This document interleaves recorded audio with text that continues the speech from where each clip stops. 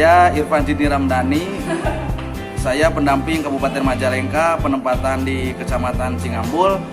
Pada sesi kali ini saya akan menjelaskan di modul 2 perencanaan keuangan dan pengelolaan keuangan dan perencanaan usaha. Tepatnya pada langkah 2 yaitu tentang merencanakan utang dengan hati-hati. Ya, baik kawan-kawan semua, selamat menyaksikan.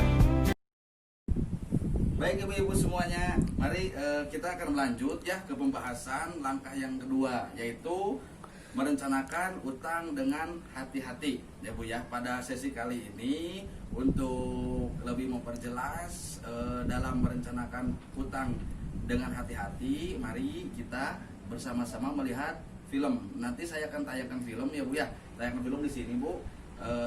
Film tentang merencanakan utang dengan hati-hati. Kalaupun seumpamanya buat pembelajaran ibu semuanya itu bisa dibuka di buku pintar di halaman 53. Baik Bu, mari kita bersama-sama melihat video yang satu ini.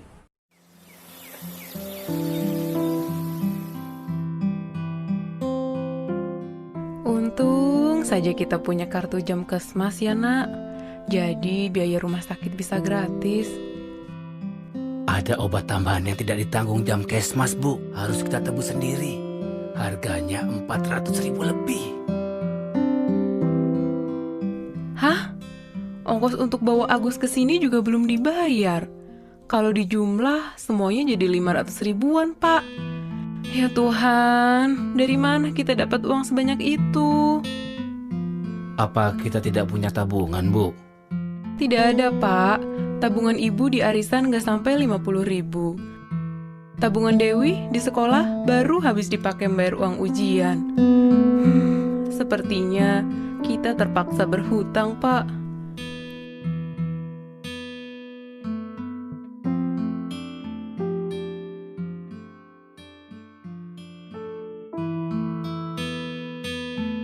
Ibu menyesal pinjam uang ke Bu Raiba. Utang kita yang 500 ribu, udah ibu bayar 100 ribu bulan lalu. Tapi kita masih harus store 500 ribu lagi dalam 5 bulan ini. Padahal waktu menyerahkan uangnya, Bu Raiba sudah langsung memotong 50 ribu. Utang kita jadi banyak sekali, Pak. Itu pasti Pak Ceti, Pak. Dia pasti mau nagih utang juga. Berapa utang kita ke Pak Ceti? Cuma 100 ribu, Pak, untuk bayar cicilan utang ke Bu Raiba. Tapi harus lunas dalam 7 minggu, dan ibu harus store 20 ribu setiap minggunya. Ibu belum bayar minggu lalu. Sekarang Pak Ceti udah datang lagi. Bu Lili, mana uangnya? 40 ribu. Ya baik ibu-ibu, tadi kita semua sudah menyaksikan ya Bu ya, film tentang merencanakan utang dengan baik ya ibu semuanya. Selanjutnya mari kita diskusikan, silakan ibu berdiskusi bersama-sama apa yang terkandung atau yang bisa kita dapatkan dari film yang tadi kita tonton gitu ya ibu semuanya. Bisa dimengerti ibu? Tapi udah menyimak semua filmnya ibu? Ya, tapi kalau memang kurang jelas di film di sini, pastilah setidaknya itu di buku ibu semua ada di halaman 53 di buku pintar ya Bu ya. Nah, mari sekarang kita diskusikan film yang tadi sekiranya atau diobrolkan, silahkan ibu-ibu. Barangkali ada yang mengerti atau ada mengandung apa di dalam tadi film tadi ibu. Barangkali ada yang bisa, yang mengerti silahkan acungkan tangan. Iya, silakan Bu Emo. Tadi yang saya lihat di film tadi bahwa si ibu itu pinjam uangnya Pak. Iya betul, meminjam uang. Pinjam uang ke tetangganya.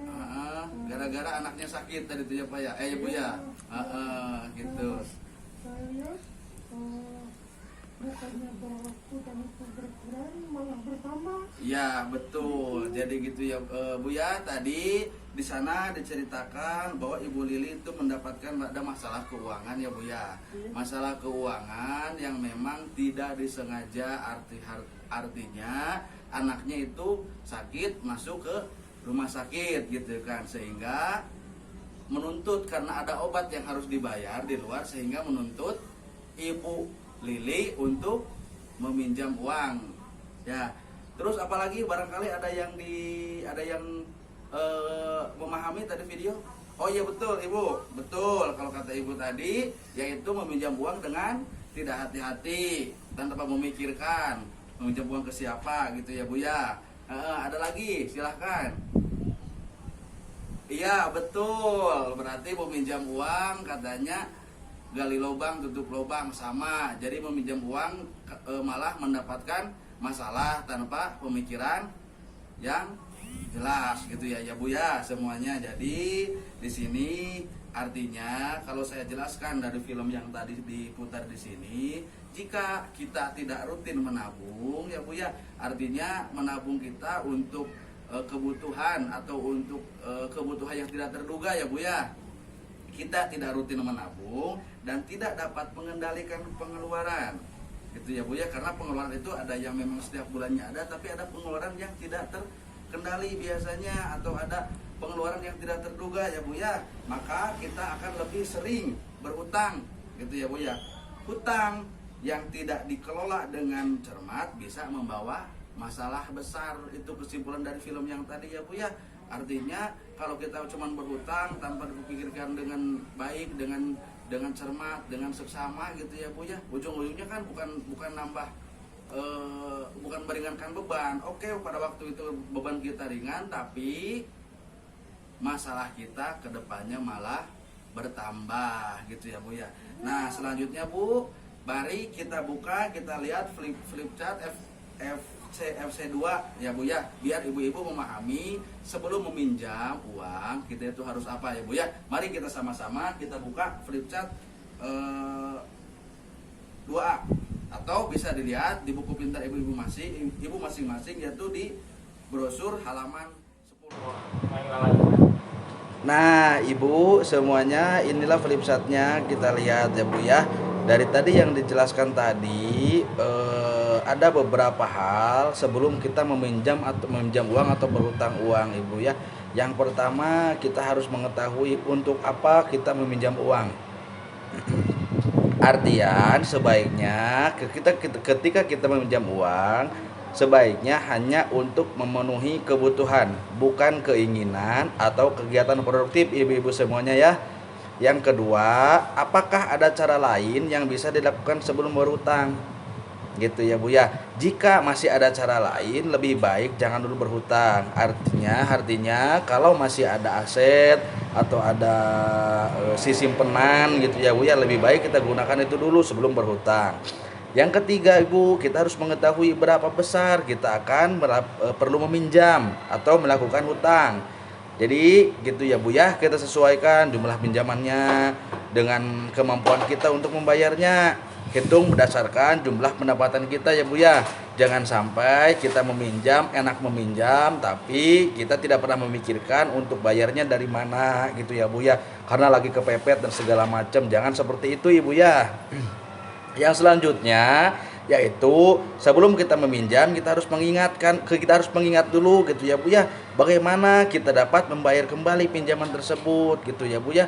Artinya kalau kita mau meminjam 200.000 untuk jangka berapa bulan, kita harus ingat Bu, ini dari mana kita bayar uangnya gitu ya, bayar utangnya gitu ya Bu ya.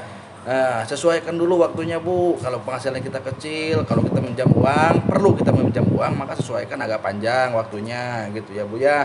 Dengan pengembalian atau kita cari dulu pengambilan pinjaman dengan pola pendapatan kita ya Bu ya, tetap atau tidak tetap, musiman atau tidak gitu ya. Yang selanjutnya Ibu, sebelum meminjam itu kita harus mengingat Ibu, kemanakah kita dapat meminjam gitu ya Bu ya. Artinya di mana tempat kita meminjam uang atau akan kemana kita meminjam uang gitu ya Bu ya. Jadi kita harus pilih-pilih dulu Bu, bandingkan tempat-tempat meminjam yang ada gitu ya Bu ya. Contoh semuanya ada bank A, bank B, bank C gitu ya Bu ya. Kita harus cari tempat meminjam dengan kita harus mencari tempat meminjam dengan pengembalian yang paling murah gitu ya Bu ya. Nah itu dari flip chart tadi ya Bu ya, bisa dipahami semuanya Ibu ya. Bu ya, semuanya berarti udah bisa dipahami ya Bu ya. Sekarang dari flip chart tadi berarti kita langsung lanjut ke langkah selanjutnya.